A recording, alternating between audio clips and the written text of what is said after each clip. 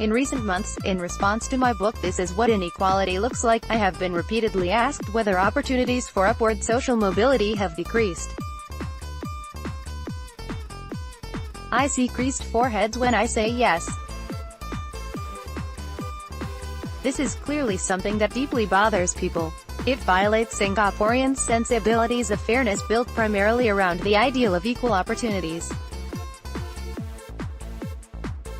Meritocracy, opportunity and social mobility are regularly invoked as the answer to inequality. We talk a lot about protecting our meritocracy and ensuring opportunity for upward social mobility. Next to this, the issue of equality of outcomes has been sidestepped. Yet, if we take seriously the realities of inequality and the experiences of people living with less than adequate income, we must talk about outcomes, which is about how people's lives actually are. For a start, we need to center attention on meeting people's needs. If everyone has certain similar needs and some cannot adequately meet them, that is inequality. Whether they are needs for secure housing, for affordable childcare or for adequate healthcare, needs have a concreteness and measurability that allow for more precise understanding and intervention than vague references to opportunity.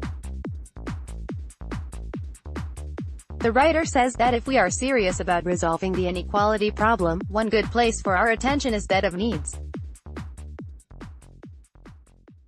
Saint file photo. If people are facing many of the same challenges, work-life balance, care for loved ones, some semblance of a dignified life, and some face conditions far more favorable than others, that is inequality. The people living with low income with whom I spoke dreamed of better lives. They have immediate needs that can be observed in concrete living conditions and everyday lives. We overlook clear differences in people's abilities to meet their needs with dignity and without undue struggle. Ultimately, by insisting that it is mainly opportunity that matters, we come to accept unequal outcomes.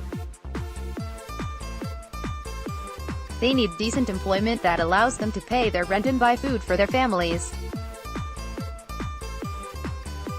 They need time to care for their kids, and this includes some degree of flexibility to deal with unanticipated emergencies. Their children have needs for learning and thriving in school.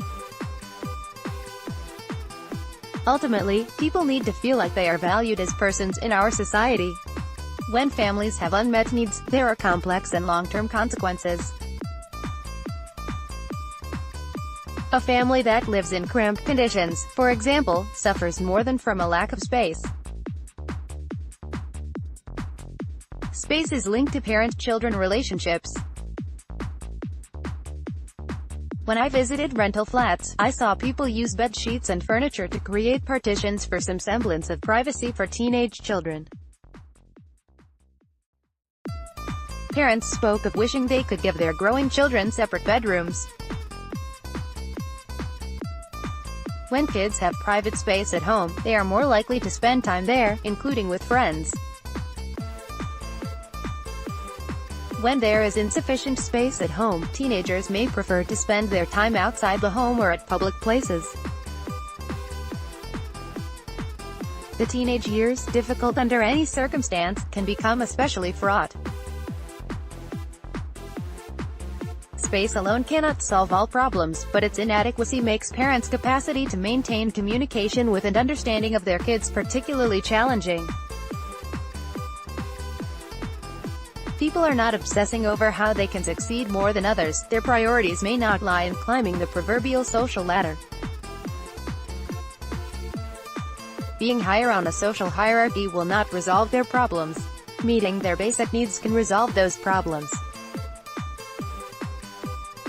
Their circumstances, as well as their dreams and aspirations, alert us to needs, universal ones that we share as persons, and as yet unmet for some members of our society, because the conditions they face are relatively unfavorable. We can examine needs directly. Whether they are needs for secure housing, for affordable and accessible childcare, or for adequate healthcare, needs have a concreteness and measurability that allow for more precise understanding and intervention than vague references to opportunity. If we are serious about resolving our inequality problem, one good place for our attention is that of needs. We can decide as a society to meet those basic needs. What is meritocracy, really? How does this sit with the focus on meritocracy and social mobility? Here it is useful to take a deeper look at what meritocracy really is. The term comes from Michael Young's 1958 book, The Rise of the Meritocracy, which sketched a dystopian society in the year 2034, with a ruling class whose dominance is based on their success in intelligence tests. The book is satire. Young coined the term pejoratively to critique the British education system as leading to a new form of social division and elitism to replace the aristocracy, rather than to less social division and greater equality. Education systems built on meritocracy are designed to separate, to generate hierarchies where different classes of people are differentially rewarded. Meritocracies take systematic steps to select and reward individual capability, to separate the proverbial wheat from the chaff, to identify the supposed crème de la crème. They do this while obscuring the fact that those capabilities that are rewarded are only a small, narrow subset of human capabilities. The cultivation of these qualities is not at all random but deeply class-related.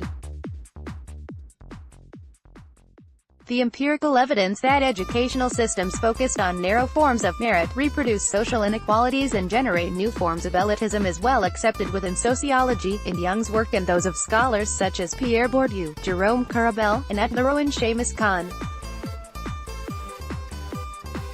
Meritocracy is powerful because people have come to accept it as fair and natural that narrow forms of merit should be the basis for unequal rewards. The term is often used without its original negative connotations, as a positive ideal instead, a standard to aspire to. Sometimes I have nearly forgotten my sociological training and used it this way too. When meritocracy is accepted unquestioningly as virtuous, social mobility, some people being able to climb the hierarchical ladder, is taken as an end in itself. We think that as long as there are equal opportunities, all is well.